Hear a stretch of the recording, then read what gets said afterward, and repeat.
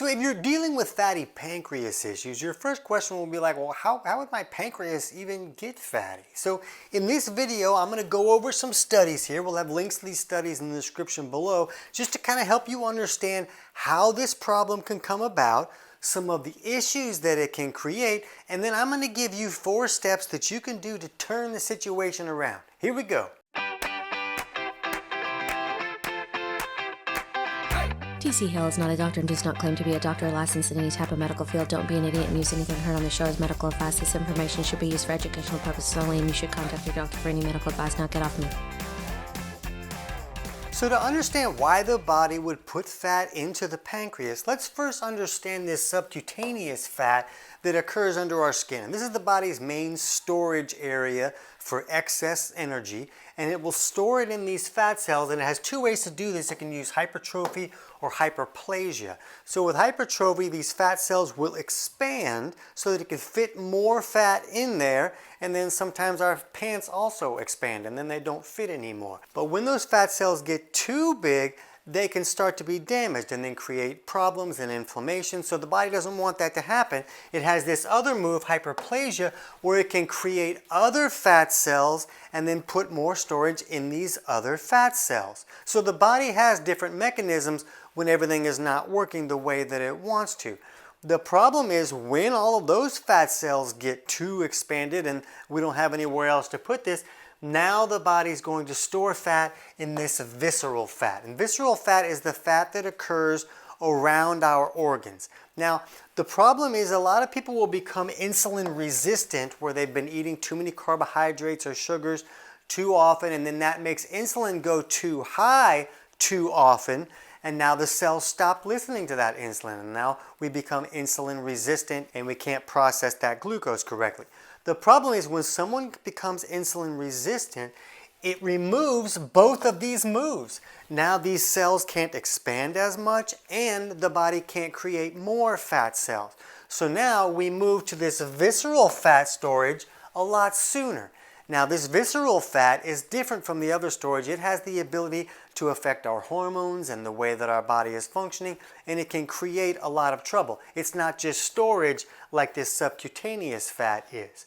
Now the problem is this visceral fat can't expand as much as the subcutaneous fat, and it's very difficult to create extra fat storage cells with this visceral fat as well.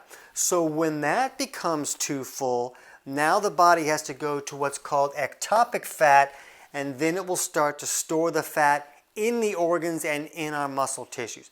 And this creates a world of trouble. And when we look at this study here on ectopic fat deposition with fatty pancreas, they talked about how if you can catch a fatty liver early enough and you can turn that around, that should be able to keep that fatty pancreas from coming about. Because the liver seems to be the body's first line of defense when it comes to this excess fat storage. And in most cases, you're going to see a fatty liver before you would see a fatty pancreas. And when we look at this study here on ectopic fat accumulation in pancreas and heart, they helped us understand that this can come about by more than just obesity. There are other issues that can create these ectopic fat storage in the organs, even if a person is not overweight. And one of those things can be inflammation. And with chronic inflammation issues, I like to bring up the fact that an iron overload issue can be a problem. If somebody has what's called hemochromatosis and their body is absorbing way too much iron. I have this issue. It created a lot of problems for me before I knew how to deal with it. So if you're having a lot of inflammation or maybe a fatty pancreas or fatty liver situation and you're not overweight or insulin resistant, then you might want to get a full iron panel just to rule that out, just to make sure that that's not a case. Otherwise, you'll be searching for answers for a long time like I was. But let's look at this study here on roles of chronic low-grade inflammation in the development of ectopic fat deposition. And they talk about how inflammation alone has the ability to restrict some of these different type of proper fat storages. And now the body's got to go to this visceral fat and to the ectopic fat. So let's look at this study here on obesity and pancreatic diseases from inflammation. And when we're looking at the damage that this type of fat storage can create, it's important to understand lipotoxicity. And this study went on to say that this cascade exemplifies lipotoxicity, a pathogenic process whereby excessive accumulation and breakdown of lipids, particularly in non-adipose tissues, result in cellular dysfunction and death. And if you don't understand cellular death, you can probably get an idea that it doesn't really sound optimal. And what's going on here is that this fat storage in the pancreas has the ability to damage those B cells in the pancreas that are creating insulin. Now, when the pancreas can no longer produce insulin properly, now we're in real trouble. But the good news is that science has shown us that this can be repaired. Let's look at this study here on the causal role of ectopic fat deposition and the pathogenesis of metabolic syndrome.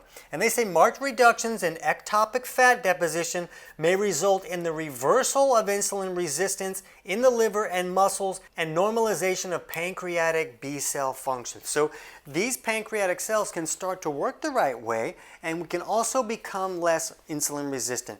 One thing to think about these fats when it's stored in this way with the visceral fat and the ectopic fat is that actually has the ability to magnify insulin resistance. So we have this problem where we have insulin resistance and it leads to this wrong type of fat storage that can magnify insulin resistance, and then we get this vicious cycle where we're stuck like this indefinitely. So when we want to repair this situation, step number one is going to be to lower the carbohydrate, sugar, and starch intake. That's going to help us reduce that insulin resistance, reduce inflammation, and if your inflammation is from something else from iron, then that becomes your big step number one.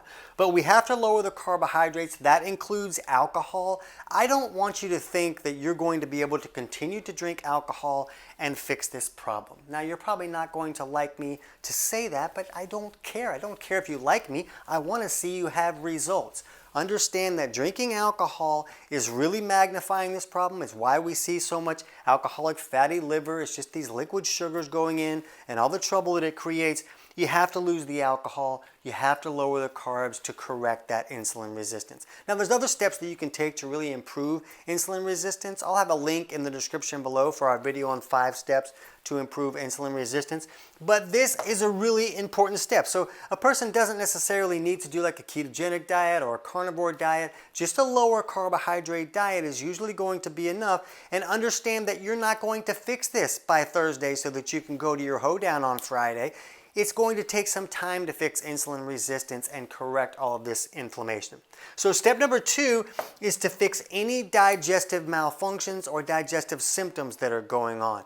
If you're having digestive symptoms, you're not really breaking down your food correctly.